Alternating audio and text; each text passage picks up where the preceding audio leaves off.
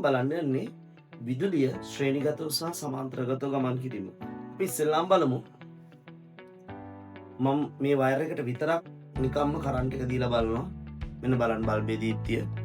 මේ වයර් දෙකට විතරක් ඔන්න බල්බේ කරන්ට් එක දීලා බලනවා දීප්තිය. එහෙනම් විදුලිය මම මෙතනින් මෙන්න මේ විදිහට එක මාර්ගයකින් යන්න මම ලෑස්ති කරනවා.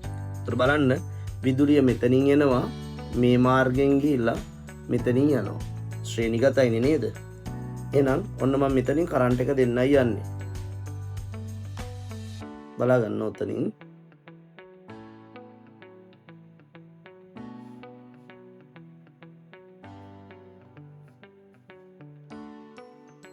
බලන්න මේකේ තියෙන වෙනස. ඔයාලට පේනවද? මේ බල්බේ දීප්තිය වැඩි, මේ බල්බේ දීප්තිය අඩුයි. හොඳට බලන්න.